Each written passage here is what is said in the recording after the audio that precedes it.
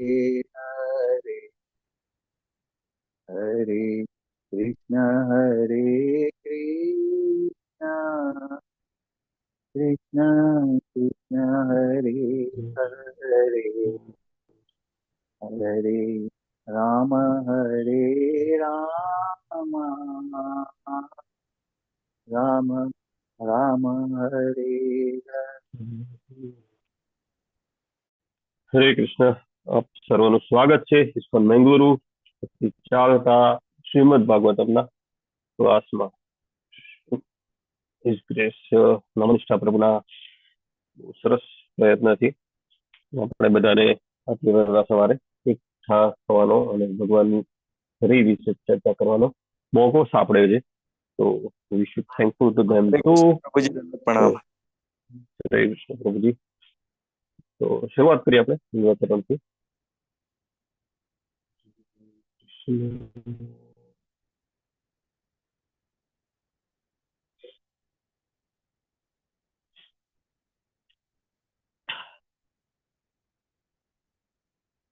ॐ अज्ञानं तिमिरान्धस्य ज्ञानाञ्जनशलाकया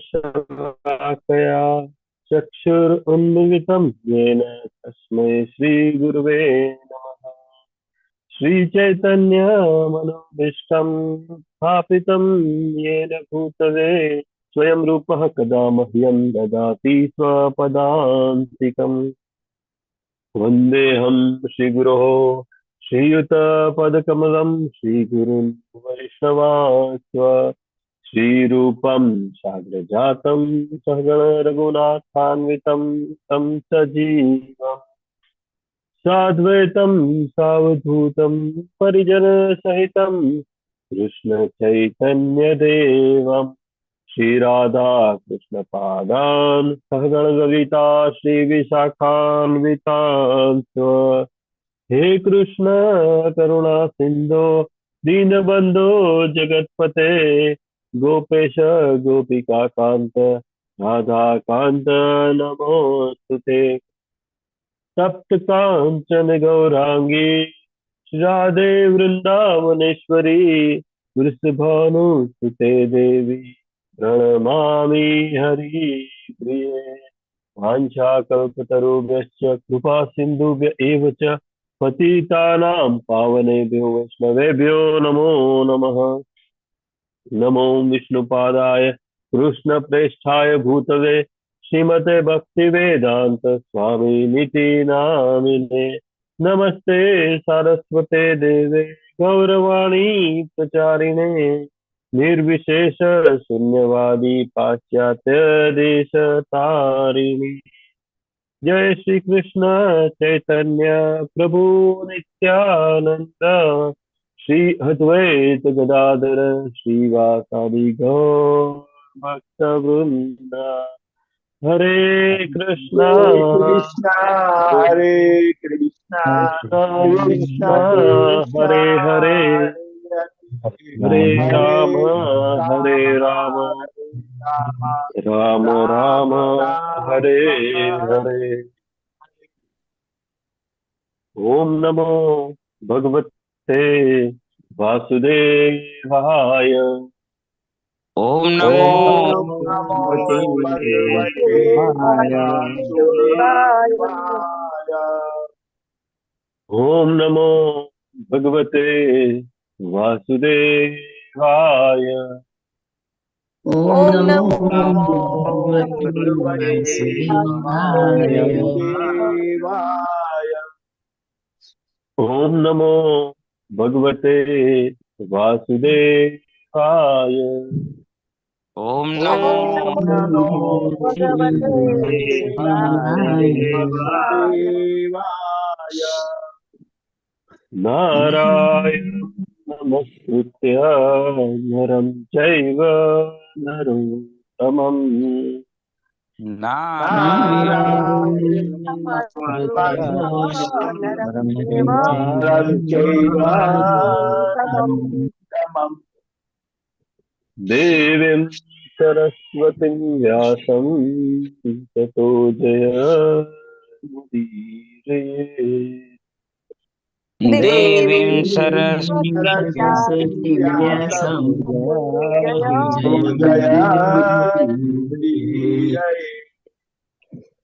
शृण्वतां स्वकथः कृष्णः पुण्यश्रवणकीर्तनः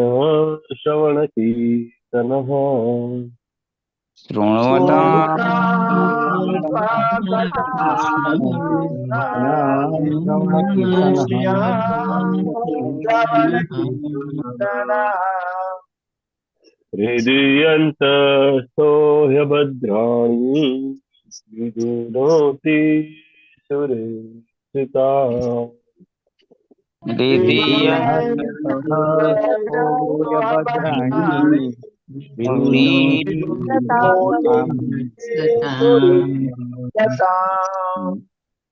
नष्टप्रायेष्व अभद्रेषु नित्यं भागवत सेवया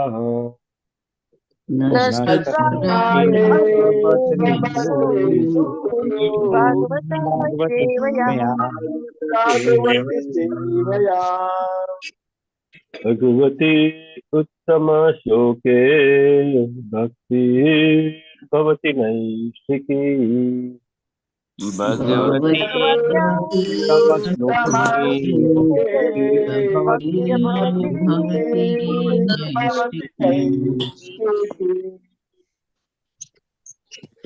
ભગવાનની નૈષ્ઠિકી ભક્તિને પ્રાપ્ત કરવાના પ્રયાસો માટે આપણે અહીંયા બધા એકઠા થયા છીએ.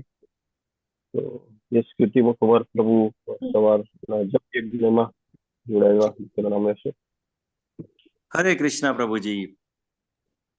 कल्पेश परमार प्रभु जी, कुंभ सप्तर्षि माता जी, आनंद प्रदा गोपालिनी माता जी, पूर्णिमा गौरांगी माता जी, जितेंद्र गोपेश प्रभु जी, हिरल पाठक माता जी, हिरणमयी केशवी माता जी, रतिलाल ठक्कर प्रभु जी, व्रजरानी विनीता माता जी, रमेश वासुदेव प्रभु जी, नेहल पंचाल माता जी, जयश्री पटेल, जगन माता जयश्री माता जी, जयश्री बा परमार माता जी, अमरीश पटेल प्रभु जी, हेमा मोदी माता जी, जागृति भालिया माता जी, दर्शना भट्ट माता जी, हेतल माता जी, उषाबेन माता जी, हेतल सोनी माता जी, भाव सिंधु श्री चैतन्य प्रभु जी, अल्पा गौर माता जी, नैना नडियादरा माता जी, मुकेश प्रभु जी, चंद्रिका परमार माता जी, मित्र वृंदा सुमुखी माता जी, निर्मला बारोट माता जी, अमरीशनाथ कृष्णा प्रभु जी, कीर्ति भावसार माता जी, मोना अंधारिया माता जी, मीरा भट्ट माता जी, गीता प्रिया व्रजरानी माता जी, हरा प्रिया विमला माता जी, भूपत मोरवाड़िया प्रभु जी, वेलुभा वाघेला प्रभु जी, विमला व्रजरानी माता जी, भावना वाघेला माता जी, नैनेश करकट प्रभु जी, ललित कुमार वेद प्रभु जी, अंकिता पटेल माता जी, मुकेश मकवाना प्रभु जी, स्वाति माता जी, कुलवती सुदेवी माता जी, सुरेश भाई प्रभु जी, उर्मिला साधु माता जी, प्रदा माता जी, गौर गुरुनाथ प्रभु जी, कमल प्रभु जी, અને રંજન પ્રજાપતિ માતાજી. હરે કૃષ્ણ. હરે કૃષ્ણ. થેન્ક યુ પ્રભુ તમારી સેવા માટે, અને જે પણ જપ યજ્ઞમાં સવારે નામ પ્રભુની સેવામાં જોડાય એ બધાનો પણ આભાર. તો આપણે શરૂઆત કરી. બીજા સ્કંદનો 4થો અધ્યાય એનો 5મો શ્લોક સ્ક્રીન પર બધાને દેખાતો હશે. ઓકે, તો આપણે પસંદ કરીશું. राजो वाच समीचीनं उचो ब्रह्मन् सर्वगस्य सवानग. राजो वाचो समीचीनं वचो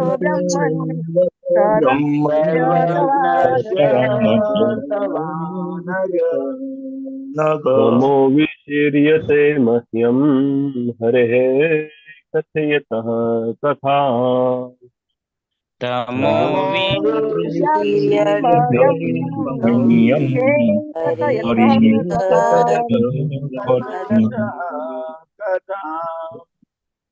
राजो वाच ने वगत કરી નાખીએ. राजो वाच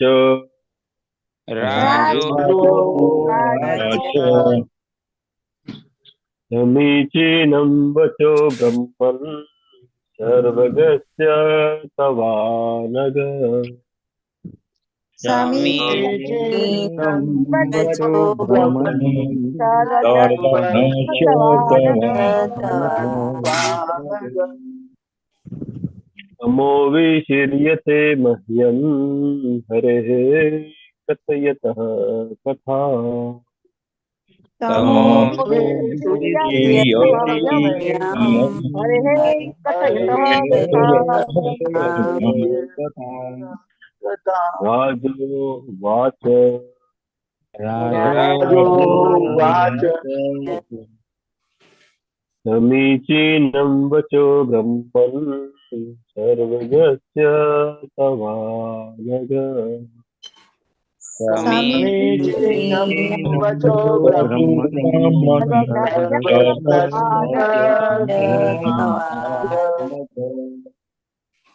तमो विशीर्यते मह्यं हरेः कथयतः कथा तमो कथयतः कथा તો બધા એક વખત ભાગવતમના શ્લોકનું પઠન કરે વ્યાસા સાથે શરૂ કરીએ. પ્રભુજી. राजो उवाच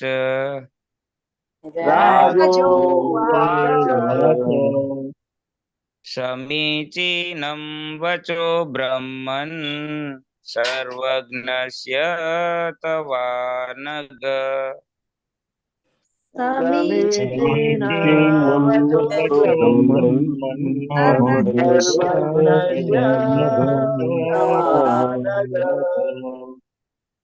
तमो विशीर्यते मह्यं हरेः कथयतः कथाम्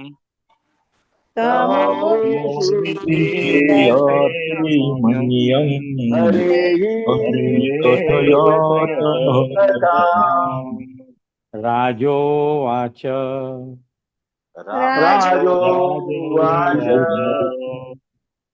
समीचीनं वचो ब्रह्मन् सर्वज्ञस्य तवानघ समीचीनं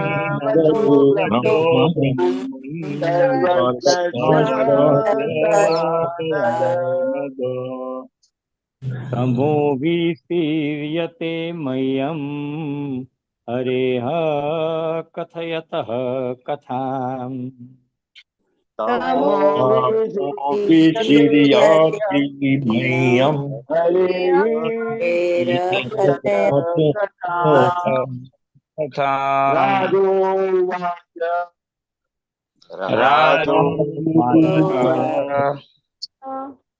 समीचीना वचो ब्रह्मन् सर्वज्ञस्य तवानग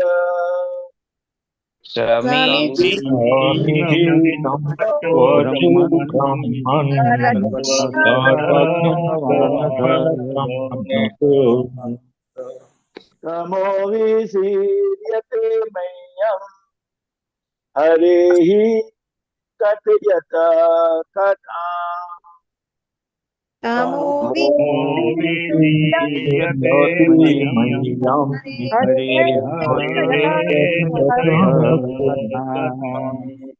राजोवाच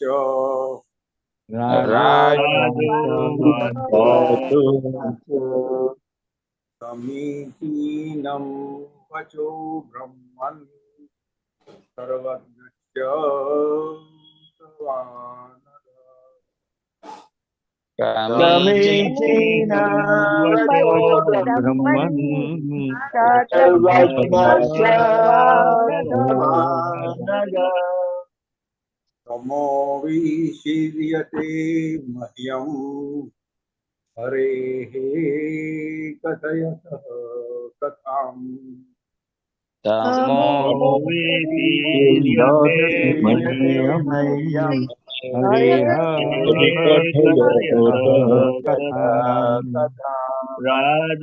राजोवाच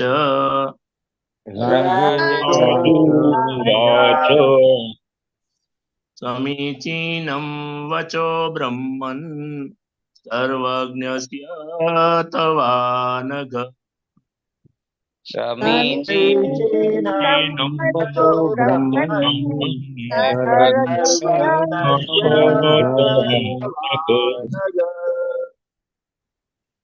विशीर्यते मह्यं हरेः कथाम् तमो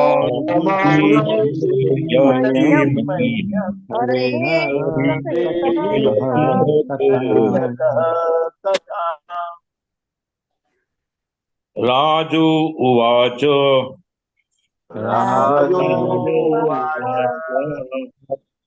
समीचीनं वचो ब्रह्मन् सर्वज्ञस्य तवानघ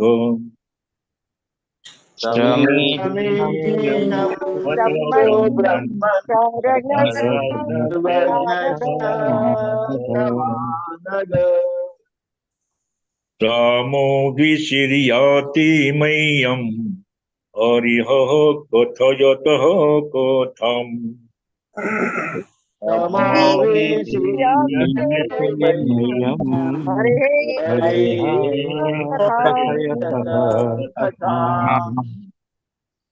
राजो उवाच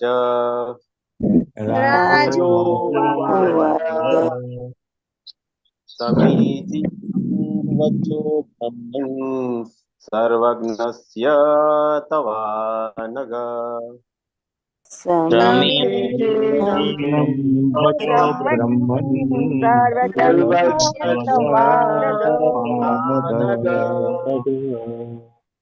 विशीर्यते मह्यं हरिर्कथयतः कथाम्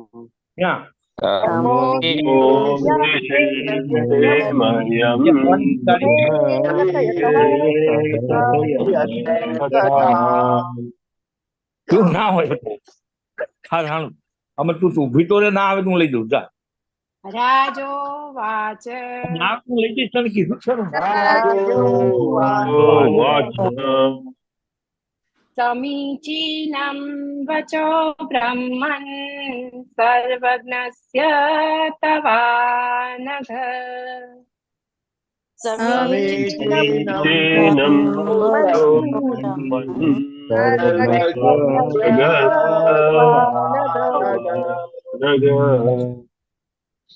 तमो विशीर्यते मह्यं हरेः कथयतः कथाम्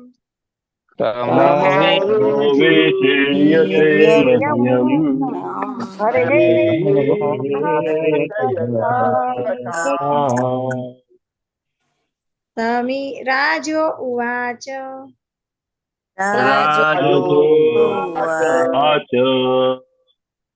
समीचीनं वचो ब्रह्मन् सर्वगस्य तवानद समीचीनं वचो ब्रह्मन्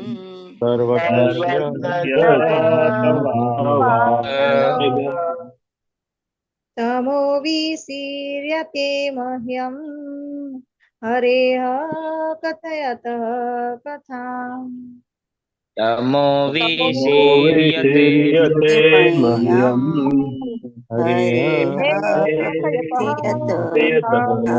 कथा राजो उवाच राजोवाच समीचीनं वचो ब्रह्मन् सर्वज्ञस्य तवानद समीचीनं वचो ब्रह्मन् सर्वज्ञस्य तवानघ तमो विशीयते मह्यं हरेः कथयतः कथाम् तमो विशीर्यते मह्यं कथाम् राजोवाच राजोवाच राजोवाच समीचीनं वचो ब्रह्मन् सर्वज्ञस्य तवानघ समीचीनं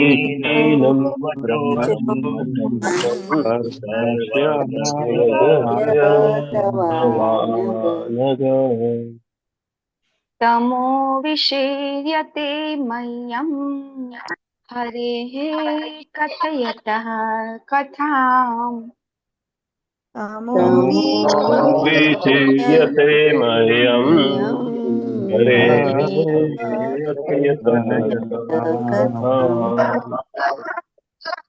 राजोवाच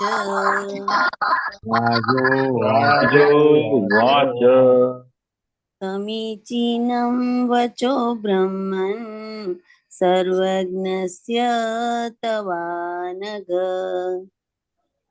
समीचीनं वचो ब्रह्मन्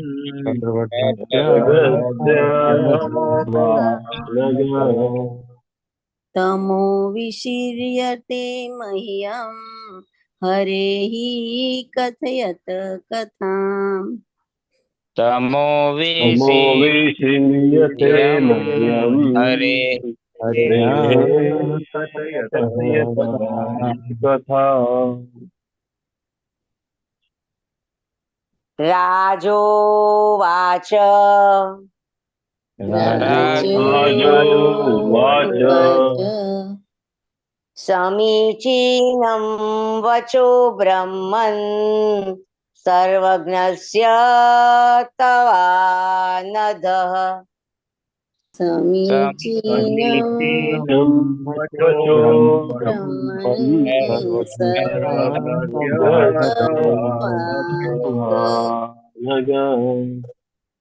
तमो विष्यते मह्यं हरेः कथयत कथाम् तमो विशीर्यते मह्यं हरेः कथयत कथाम्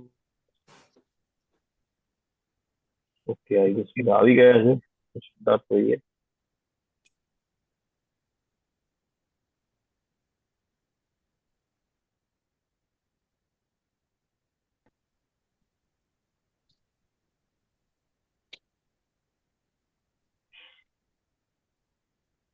ઓકે સ્ક્રીન વિઝિબલ હશે આઈ ગેસ શરૂઆત કરીએ શબ્દાર્થી શિવ પ્રભુપાદની જય રાજા ઉવાચ રાજાએ કહ્યું રાજા રાજાએ કહ્યું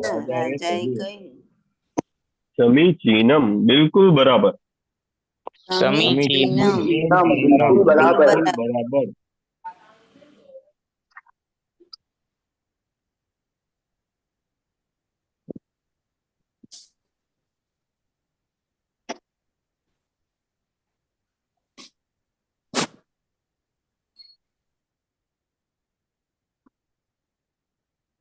હરે કૃષ્ણ અવાજ આવે છે મારો હા પ્રભુજી વચનો આપણે થઈ ગઈ બ્રહ્મન હે વિદ્વાન બ્રાહ્મણ વચનો બ્રહ્મના હે વિદ્વાન બ્રાહ્મણ સર્વગસ્ય જે બધું જાણે છે સર્વજ્ઞ એ બધું જાણે છે તવ તમારા તમારા અનગ કોઈ પણ પાપથી રહિત નિષ્પાપ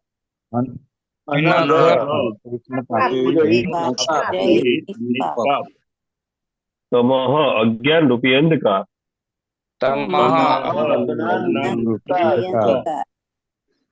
વિશીર્યતે ક્રમે ક્રમે નાશ પામે છે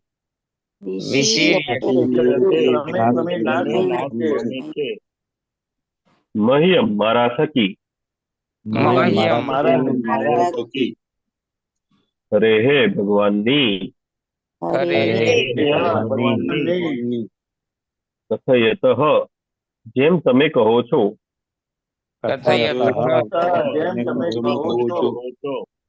કથામ કથાને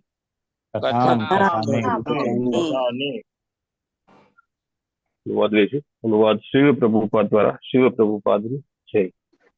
મહારાજ પરીક્ષિતે કહ્યું, હે વિદ્વાન બ્રાહ્મણ, તમે સર્વજ્ઞ છો, કારણ કે તમે ભૌતિક સંસર્ગજન્ય દોષોથી મુક્ત છો. તેથી તમે જે કંઈ મને કહ્યું છે તે મને સંપૂર્ણ રીતે યોગ્ય જ લાગે છે. આપના વચનો ક્રમે ક્રમે મારા અજ્ઞાનનો અંધકાર દૂર કરે છે, કારણ કે આપ ભગવાનની કથા કહો છો.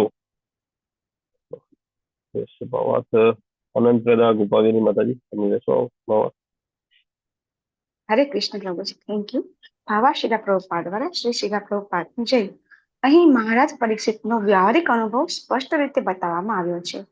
તે દર્શાવે છે કે જ્યારે નિષ્ઠાવાન ભક્ત ભૌતિક સંસર્ગજન્ય દોષોથી પૂર્ણ રીતે મુક્ત એવા પુરુષ પાસેથી ભગવાનની દિવ્ય કથાનું પાન કરે છે, ત્યારે તેની અસર ઇન્જેક્શનની માફક થાય છે.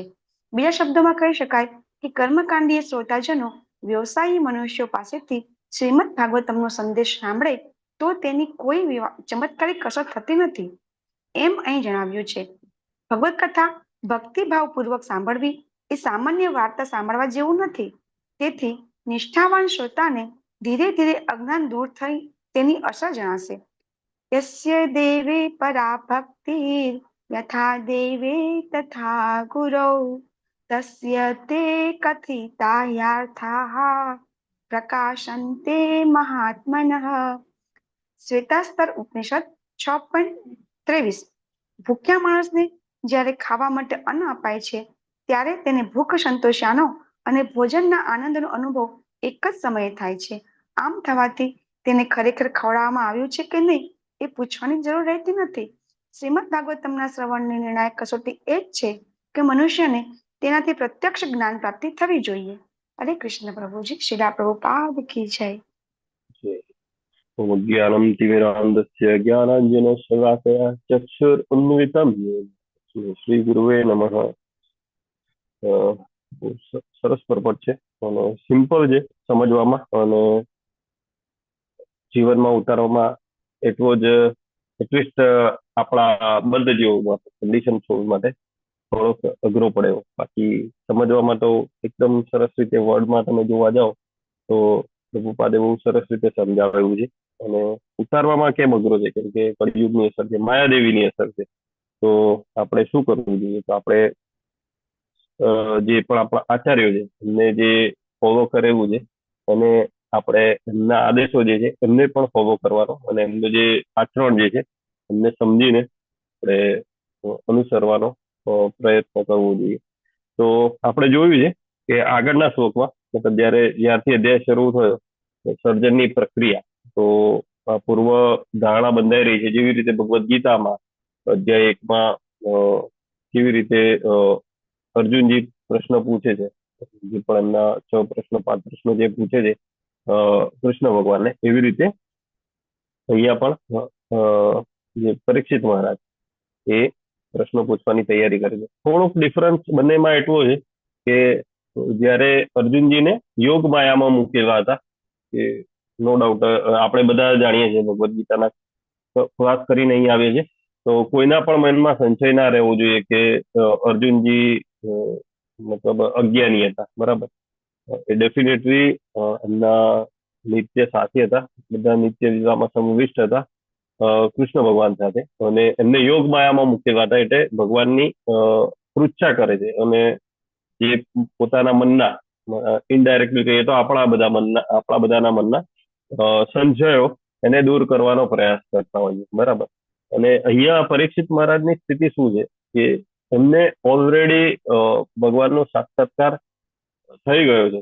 બધા જાણે છે કે ગર્ભમાં હતા ત્યારે જ ભગવાન એમને અદ્ભુત કર્મના એવી રીતે એમને દર્શન આપ્યા છે. એ છે ને કે અંગૂઠા જેટલું શરીરને, અને આપણે જોઈએ છે કે ભગવાન જેવી રીતે ત્યાંથી પછી ગાયબ થઈ ગયા, તો ભગવાન પરીક્ષિત મહારાજે કેવી બધાની પૃચ્છા કરી કે ભગવાન ક્યાં ગયા એમ. બરાબર, એમના ઉપર તેમનું નામ પરીક્ષિત પડ્યું, રાજા પડ્યું. તો આવી રીતે પરીક્ષિત રાજાને એટલું રિયલાઇઝેશન ઓલરેડી છે અહીંયા કે ભગવાન કોણ છે, ભગવાન કૃષ્ણ છે.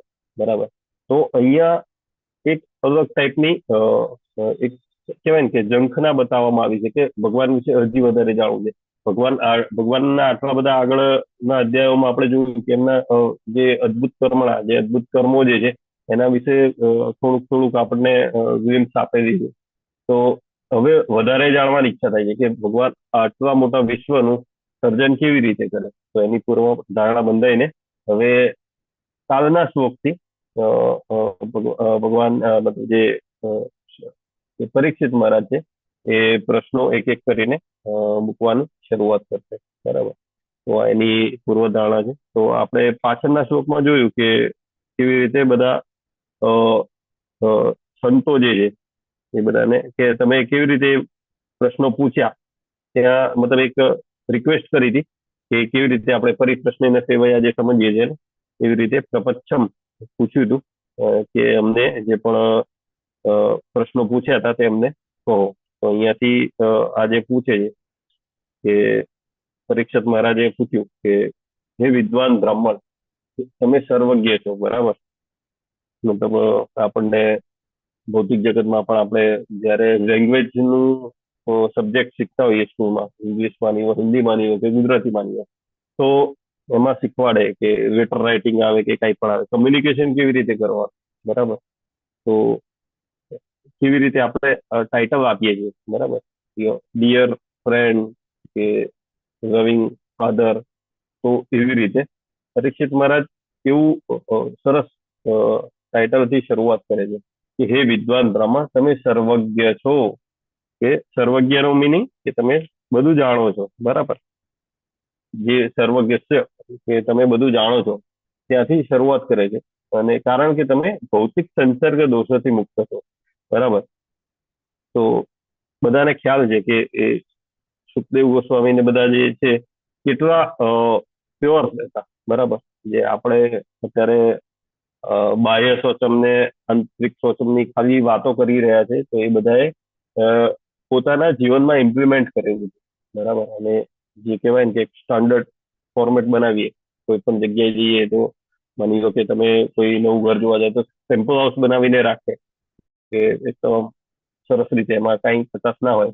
એવી રીતે એ એમનું જીવન આપણા માટે એક સિમ્પલ વસ્તુ છે કે એમાંથી આપણે અનુસરણ કરવાનું, કે એમને જે કર્યું, એમને જે કહ્યું એ કરવાનો આપણે પ્રયત્ન કરીને ભગવત ભક્તિનો આપણો જે રાહ છે એમાં આપણી પ્રગતિ થવી જોઈએ. બરાબર.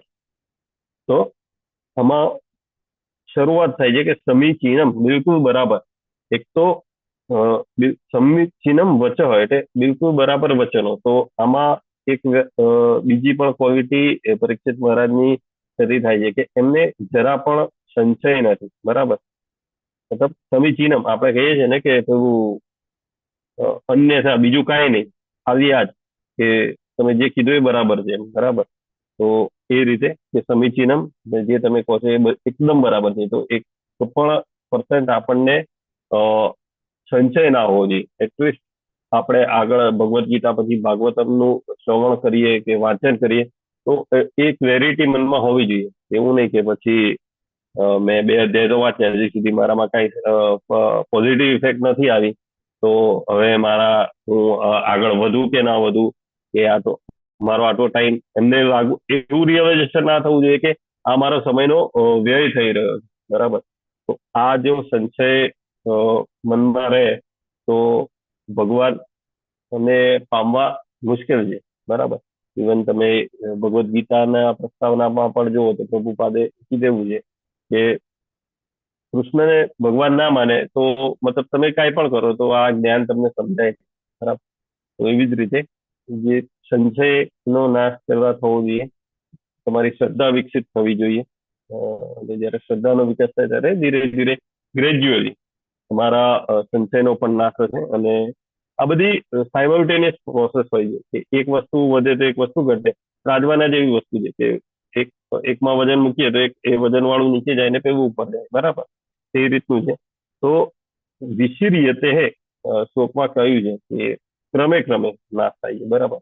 અને એક એનોલોજીથી શરૂઆત કરી છે શ્લોકની કે જે પણ તમે વાંચો, મતલબ જે સાંભળો છો, શ્રવણમ કરો છો, કે પઠન કરો છો, જે પણ કંઈ કરો, તો એ ઇન્જેક્શનની માફક સરખાવવામાં આવી છે, બરાબર ને? કે કેવી રીતે બતાવે કે નિષ્ઠાવાન ભક્ત જ્યારે ભૌતિક સંસર્ગજન્ય દોષોથી પૂર્ણ રીતે મુક્ત એવા પુરુષ પાસેથી ભગવાન દિવ્યનું કથાનું પાન કરે ત્યારે તેની અસર ઇન્જેક્શનની માફક થાય છે, બરાબર? કેવી રીતે સમજીએ આને? ઇન્જેક્શન અને જે પણ કોઈ મેડિસિન્સ હોય એ તમને ડોઝીસમાં આપવામાં આવે, કે 50 નો પાવર છે, 100 નો પાવર છે, તો એ રીતે ડોઝીસમાં આપવામાં આવે. કે માની લો કે તમને કોઈ પણ એક જેનેરિક ડિસીઝ હોય કે તમને મેલેરિયા થયો, તો એ મેલેરિયાનો જે પણ ડોઝ હોય તેમનો મતલબ ક્યોર કરવાનો એક જ ડોઝ મતલબ એક સાથે નથી આપી દેવામાં આવતો, બરાબર? થોડો ડોઝ આપવામાં આવે, થોડું ઇમ્પ્રુવમેન્ટ થવામાં આવે, બોડી સ્ટેબલ થાય, એના પાછા રિપોર્ટ જોવે, એના જે પણ કાઉન્ટ છે એ મેચ થાય છે કે નહીં એ જોવે, અને પાછો બીજો ડોઝ આપવામાં આવે, બરાબર? તો આ ઇન્જેક્શનની માફક એની અસર થાય છે. કે એવું જરૂરી નથી કે આગળ આપણે વાત કરીને કે શ્રીમદ ભાગવતમના 2 સ્કંદ સુધી મેં નિત્યમ ભાગવત સેવયા જે બધા કહે છે એમ કર્યું તો પણ મારા જીવનમાં તો કાંઈ ફરક નથી, બરાબર? તો આની પાછળ ઘણા બધા કારણો હોય છે. એમાંનું એક કારણ આ છે કે જે પણ હોય એની ઇન્જેક્શનની માફક થાય છે, કે ધીરે ધીરે તમને એની અસર મહેસૂસ થાય.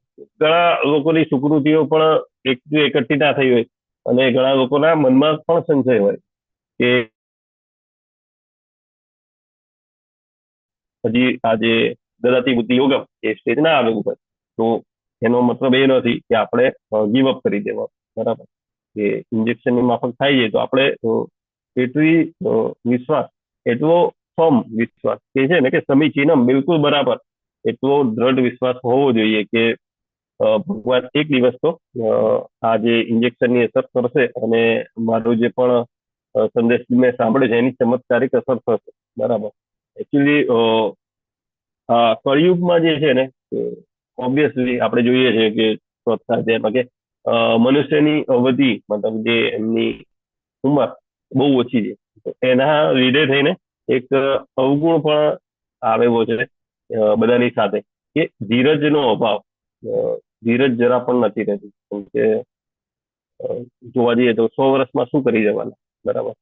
એકચ્યુઅલી માયાવાદીઓને જે બધા હોય એમનો તો અલગ જ ફિલોસોફી હોય કે આપણે તો બસ મજા કરવાની છે. એવું નહીં, અહીંયા જે પણ લાગે કે ભાઈ હજી બહુ ટાઈમ છે તો એ નહીં. તો એના માટે થઈને આ જે શ્રવણમ કીર્તનમ જે પણ આપણે કરીએ છીએ કે ભગવાનની જે પણ દિવ્ય સેવામાં આપણે સમાવિષ્ટ થઈએ છીએ, જે પણ સેવા આપણે કરીએ છીએ, કે માની લો કે જાપ, નામ પ્રભુના જાપથી લઈને તમે કોઈ પણ ટેમ્પલમાં કે પોતાના ઘરમાં પણ જે પણ ડીટીના કે ફોટોસના તમે જે રીતે સેવા કરતા હોય એની આપણે એક્સપેક્ટેશન રાખી કે એકદમ ક્વિક થઈ જવી જોઈએ, બરાબર? મેગી નથી કે 2-5 મિનિટમાં બની જાય, બરાબર ને? ચમત્કારિક અસર થતા વાર લાગે. તો એના માટે આપણે કેવી રીતે આપણે સાંભળવું જોઈએ. અને આ શ્લોકનો એક બીજો પાસો એ પણ છે કે ભક્તિ શ્રવણ કેવી રીતે થવું જોઈએ, બરાબર? કે તમારા ઓથેન્ટિકેટેડ તમે વક્તા પાસેથી જ સાંભળો, બરાબર? એની પણ ક્વોલિફિકેશન આપી છે ભાવાત્મા પ્રભુપાદે બહુ સરસ રીતે, કે કેવા જોઈએ કે સંસર્ગ દોષોથી પૂર્ણ એવા મુક્ત પુરુષ પાસેથી, બરાબર? તમે જુઓ છો આજુબાજુમાં ઘણી જગ્યાએ જે પણ પરંપરામાં નથી આવતા એ બધા ગમે તેમ પોતપોતાનું ભાષ્ય આપતા હોય છે. તો આપણે એ બધાથી રિફ્રેન થઈને ઇવન આપણા જે ખાલી ગૌડીય સંપ્રદાયનું નહીં પણ બીજા પણ સંપ્રદાય કહેવામાં તો એવું જ આવેલું છે કે આપણે સંપ્રદાયમાંથી એ સાંભળવું જોઈએ, બરાબર? વિધાઉટ અલ્ટરેશન.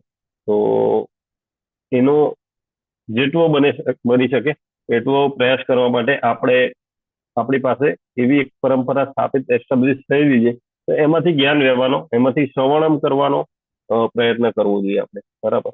તો એ ક્વોલિફિકેશન પણ આપણને આપેલી છે કે કોની પાસેથી સાંભળવું, બરાબર? અને કેવી રીતે સાંભળવું એ પણ આપણને કીધેલું છે કે એકદમ સરસ રીતે સંશય રહિત થઈને સાંભળવાનું, ભક્તિભાવપૂર્વક સાંભળવાનું, બરાબર? તો જે નિષ્ઠાવાન જે શ્રોતા હોય એ નિષ્ઠાવાન શ્રોતા અહીંયા લખવા પાછળનો આશય પણ ભગવદ્ ગીતાના અને ભાગવતમના જે તમે પરપટ વાંચો ને પ્રભુપાદના, તો બહુ એકદમ ડીપ મિનિંગ હોય. મતલબ જે કંઈ પણ વસ્તુ હોય ને આપણે ગ્રામરમાં શીખતા હતા કે એડજેક્ટિવ આગળ લગાવે તો એડજેક્ટિવ નો એટલો બધો મિનિંગ હોય ને કે શ્રોતા તો ખરા આપણે કેવા નિષ્ઠાવાન.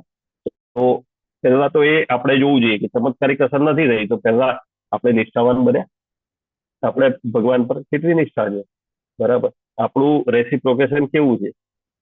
તો એ પહેલા સેલ્ફ આપણું જે પોતાનું એનાલિસિસ જે છે ને સેલ્ફ એનાલિસિસ પહેલા થવું જોઈએ. અને આપણે પણ એવી ક્વોલિફિકેશન જે આપી છે, ક્વોલિટીઝ આપી છે, એને મેચ કરવાનો ટ્રાય કરવો જોઈએ, બરાબર. તો પછી ધીરે ધીરે અજ્ઞાન દૂર થઈને તેની અસર જવાશે, બરાબર. ગ્રેજ્યુઅલ પ્રોસેસ કીધું છે ને કે વિશીર્ય તે ક્રમે ક્રમે એટલે ગ્રેજ્યુઅલી એ તમારું જે મોતિયો હોય તો આગળ જે આંખની આગળનું જે આવરણ હોય એ કેવી રીતે આપણે ઓપરેશન થી દૂર કર્યું એવી રીતે તો એ તમારું અજ્ઞાન જે છે એ દૂર થશે, બરાબર. કે જે પ્રભુ ભગવાન કહે છે કે દદાતી બુદ્ધિ યોગમ, ત્યારે અંદરથી તમને પરમાત્મા સ્વરૂપે કે તમને તમારા ચૈત્ય ગુરુ તરીકે તમને એ જ્ઞાન આપશે, બરાબર. એક શ્વેતાસ્વતર ઉપનિષદનો બહુ સરસ કોટ કર્યો છે કે યસ્ય દેવે પરા ભક્તિ યથા દેવે યથા તથા ગુરો તસ્ય તે કથિતા રહ્યા પ્રકાશંતે મહાત્મનઃ. અને એની નીચે એક જે એક્ઝામ્પલ આપ્યું એ પણ બહુ ટુ ધ પોઈન્ટ આપેલું છે, બરાબર. કે ભૂખ્યા માણસને જયારે અન્ન ખાવા અપાય છે ત્યારે ભૂખ સંતોષે એનો અને ભોજનમાં આનંદનો અનુભવ એક જ સમયે થાય છે, બરાબર. આમ થવાથી ખવડાવવામાં આવ્યું છે કે એવું પૂછવાની જરૂર નથી હોતી, બરાબર ને. એક કોળિયો ખાધો તો એમાંથી એકચ્યુઅલી અમુક ટીકામાં 3 વસ્તુ પણ કવર કરેલી છે કે જે ખાધું તો પછી એક વખત તૃપ્તિ જે હોય ભૂખની એ પણ થઈ જાય, ભોજનનો આનંદ પણ થઈ જાય, બરાબર ને. તો એ બધી વસ્તુ એક સાથે થાય છે. એ જોઈએ આપણે 3 વસ્તુને કેવી રીતે આપણે એક રૂપ ગોસ્વામી ના જીવ ગોસ્વામીનું એક્ઝામ્પલ હતું, એનાથી સમજીએ. પણ એની પહેલા આપણે જે આગળ જોયું ને કે શ્રવણમ કેવી રીતે કરવાનું, એમાં એક પોઈન્ટ એ હતો કે તમે ભૌતિક ચર્ચા જે જ્યારે કરો, માની લો કે તમે પણ પોતપોતાની રીતે તમે આપણે જે લેવલ 5 માં આવે છે ને કે પર્સનલ એપ્લિકેશન, તો પર્સનલ એપ્લિકેશન એટલે કેવી રીતે કે તમે શું અનુભવ્યું કે ભૌતિક ચર્ચા તમે કરતા હોય કે કઈ પણ કરતા હોય તો એમાંથી તમને શું મળે, કાંઈ ના મળે. તમારા એક તો જે મહામૂલ્ય સમય છે એનો નાશ થાય. અને ભૌતિક ચર્ચા વખતે બેઝિકલી આપણે જોવા જઈએ ને તો ઘણી ટીકાઓમાં લખેલું છે કે 3 વસ્તુની પ્રાપ્તિ થાય છે. એક તો તમારો શોક થયો, કાંઈ પણ હોય તો તમને શોક મળે, કા મોહ મળે, કા ભય મળે. કે તમે જે અભક્તો સાથે બેઠા છો તો શોક શેનો મળે કે અત્યારથી મસ્તી કરીને શું કરીશ, હજી તો કે બહુ હજી તો ઉંમર નથી થઈ તારી, તો પછી કે પાછળની જિંદગીમાં શું કરીશ, કે અમે તો બધા એન્જોય કરીએ છીએ, બરાબર. તો જે એમનું જે સો કોલ્ડ એન્જોયમેન્ટ જે છે એ તમારા મનમાં એક શોકનું બીજ અંકુરિત કરીને જાય છે, બરાબર. મોહ પામે કે હજી તો તારે આ જવાનું છે, હજી તો તારા મેરેજ કરવાના, હજી તો તારે ઘર બાંધવાનું છે. બીજાની જેમ આપણે તમારી સાથે વાળા તો આગળ નીકળી ગયા, તો તમારે કાર લેવાની છે, આ લેવાની, જે પણ જે મંડન એક્ટિવિટી છે એમાં તમારો મોહ એ તમને આપે, બરાબર. કે હજી તો તમારો મતલબ સંતતિ પેઢીને આગળ વધારવાની, એ એક્સ વાય ને ઝેડ કોઈ પણ પ્રકારે તમારો મોહ તમને આપે, બરાબર. બીજો એક ભય છે કે ભક્તિ આટલી બધી કરી દીધી, પાછળથી કઈ ના મળ્યું તો શું કરશો, પાછળથી તમે તમારા છોકરાને કેવી રીતે ખવડાવશો, બરાબર. આવી રીતે બધા અલગ અલગ ભય પેદા કરે. કેમ કે તમે અભક્તોના સંગમાં છો, અભક્તોની સાથે ભૌતિક ચર્ચા કરી રહ્યા છો. તો આ બધું કહેવાય ને નિરર્થક છે. એના માટે આપણે થઈને આપણું એસોસિએશન જે પ્રભુપાદે આપણને ABCD જે આપી છે ભક્તિની, એને એકદમ સ્ટ્રિક્ટ થઈને રહેવું જોઈએ, બરાબર. કેમ કે આ બધી ચર્ચા વખતે આપણને કેવું કે આ 3 વસ્તુ તો મળે જ, જે શોક, મોહ અને ભય. અને એક બીજું છે કે તમે જયારે ભક્તિ સેવામાં જયારે પરો આવતી રહી તો એક શ્રીમદ ભાગવતમનો જ શ્લોક હતો કે 11.2.42 કે ભક્તિ પરેશાનુભાવો विरक्तिर अन्य केशत्रिका एककावः प्रपद्यमानस्य यथा स्वतः शिवसः तुष्टि पुष्टि क्षुद अपायो अनुगासम। तो તમારી જે સૃષ્ટિ હોય, જે પુષ્ટિ હોય અને તુષ્ટિ અને ક્ષુદ અપાયો એટલે તમારી જે ભૂખ હોય એને પણ મટાડે. જે આગળ જે જમવાનું જે એક્ઝામ્પલ આપેલું છે ને ઉપર, જે અન્ન આપ્યું એને આપણે આને રિલેટ કરવાનો ટ્રાય કરીશું. પણ એની પહેલા એક બીજું પણ એક પર્સનલ એપ્લિકેશન ટાઈપનું તમે જોયું કે આ તમે બધાએ અનુભવ્યું હશે કે જ્યારે તમે ભૂખ લાગે, આપણે કેટલા ભૌતિકતામાં તરબોળ છે એને રિલેટેડ કહું છું, ઓફ ધ ટોપિક નથી જતો, we will back to topic. બરાબર, કે જ્યારે ભૂખ લાગે ત્યારે માની લો કે તમે કાંઈ થાળીમાં જમવા બેઠા છો અને કોઈ કહે કે પંખો ચાલુ કરી દે ને, તો મતલબ કેવો જરીક ગુસ્સો આવે અંદરથી. બરાબર, કે આ જમવા બેઠો છે ને મને તો કામ બતાવે છે. બરાબર થાય કે નહીં? ઊંઘ આવે ત્યારે જરીક ઊંઘી જાવ ને કે શું બખારો કરે છે ત્યારે. બરાબર, હેરાન ના કરીશ મને. આપણે કહેતા હોઈએ ઘર ઘરની વાતો છે આ બધી, કહેવાય ને કે કહાની ઘર ઘર की. બરાબર, તો આ બધી આપણામાં જ કોઈ ખૂણે આવી બધી વાતો છે. આપણે પર્સનલી રિલેટ કરી શકીએ, એવું નહીં કે હું એકલું જ, બધા જ તમે રિલેટ કરી શકતા હશો. તો આવું આપણે ભૌતિક માં જયારે ડૂબેલા હોય ત્યારે એકદમ આપણે અંદર એટલા તરબોળ હોઈએ કે હેરાન ના કરીશ મને એમાં રચ્યો પચ્યો રહેવા દો, એવી ભાવના અંદર હોય છે. જયારે જપ કરીએ ત્યારે આવું કરી થાય આપણને. જપ કરતા હરે કૃષ્ણ વાતો કરે તો જરાક સાંભળ્યું ત્યારે એવું નહીં થાય કે એ મને હેરાન ના કરીશ ને. ત્યારે કોઈ થાય તો મને જપ કરી દેવા દે, નથી થતું, કેમ કે એ પ્યોરિટી નથી આવતી. બરાબર, એ પ્યોરિટી આપણે લાવવાની છે. જે પણ આપણા આચાર્યો જે છે, આપણા સિનિયર ભક્તો છે, એ બધાનામાંથી જોઈને આપણે લાવવાની છે. જ્યારે પણ જાપ કરતા હોય, નામ પ્રભુની સેવા કરતા હોય ત્યારે આપણે જે આગળ જે ભૌતિકતા જે વાદી જે કર્મો જે છે એમાં થોડીક માયાદેવી જે મેગ્નેટના નોર્થ અને સાઉથ હોય ને એવી રીતે ખેંચતા જ હોય આપણે. બરાબર, તો એનાથી આપણે વિરક્તિ લાવવાની છે. વિરક્તિ ક્યારે આવે કે જેવી રીતે આપણે જોયું આગળના શ્લોકમાં પણ કે ધર્મ અર્થ કામ એ બધાથી વિરક્તિ રહીને મોક્ષ તરફ પરીક્ષિત મહારાજ આગળ વધ્યા.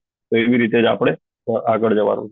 તો પાછા બેક ટુ ટોપિક જઈએ આપણે, જે ભાગવતમનો શ્લોક જોયો પુષ્ટિ વાળો. તો આગળ આપણે ચર્ચા કરી કે ભૌતિક ચર્ચામાં શું મળે?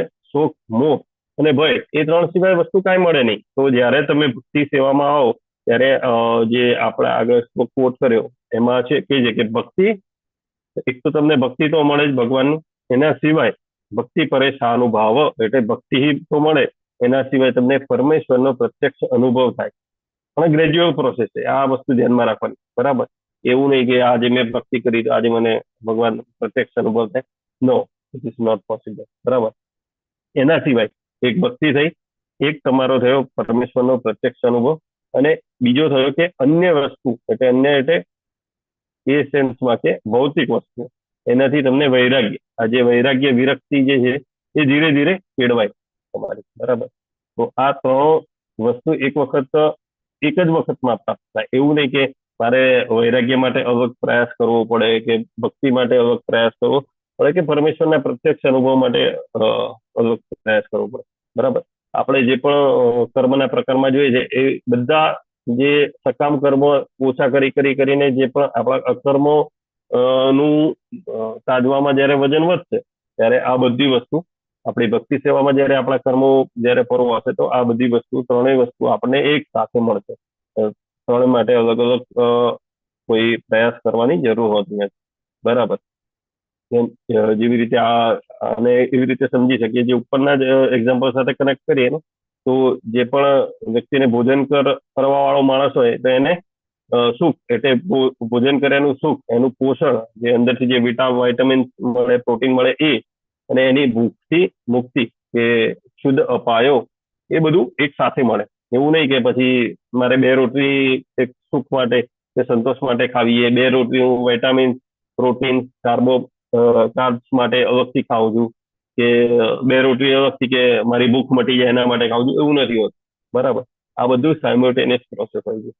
તો એ રીતે જોવાનું છે કે આપણે વાત કરીએ આગળ કે જીવ ગોસ્વામી 56 થઈ ગઈ છે. એક એક્ઝામ્પલ સાથે એન્ડ કરીએ આપણે કે શ્રી જીવ ગોસ્વામીએ એક્ઝામ્પલ આપી જે આપણે આ 3 જોઈને કે ભક્તિની તુલના તુષ્ટિ સાથે કરેલી છે, બરાબર.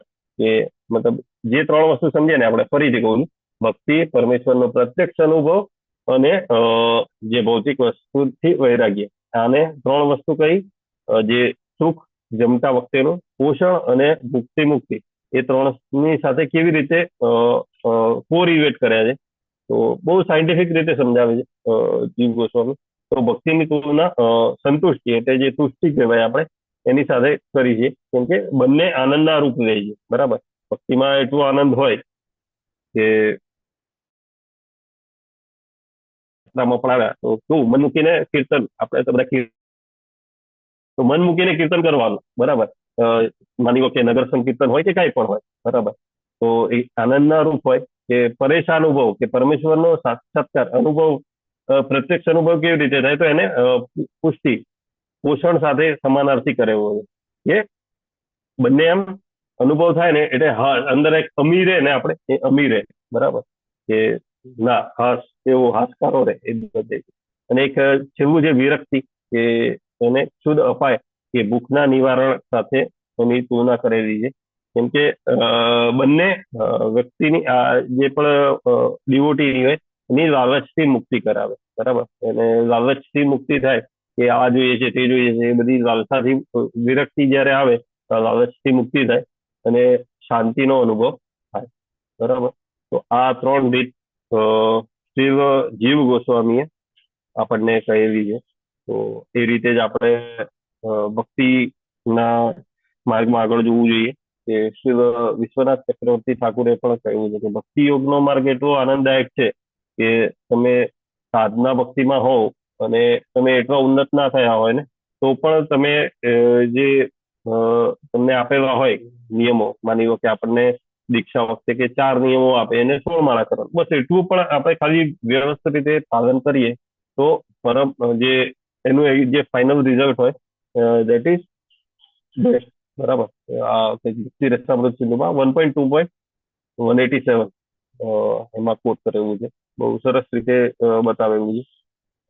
તો એ રીતે આપણે રેસિપ્રોકેશન કરવું જોઈએ, એ રીતે આપણે સંશયનો નાશ કરીને ભગવાનની સેવામાં સમાવિષ્ટ થવું જોઈએ. અને એવી રીતે જ આપણે એવા વ્યક્તિઓ પાસેથી, એવા ગુરુ પાસેથી શ્રવણમ કરવાની અપેક્ષા અને આશા રાખવી જોઈએ. આની સાથે આપણે ક્લાસનો વિરામ લઈશું. વાંછા કલ્પતરુભ્યશ્ચ કૃપા સિંધુભ્યશ્ચ પતિતાનાં પાવનેભ્યો નમો નમઃ. અનંત કોટિ વૈષ્ણવ વૃંદ કી જય. શ્રી પ્રભુપાદ કી જય. ગ્રંથરાજ શ્રીમદ ભાગવતમ કી જય. સદૈવ ગુરુદેવ કી જય.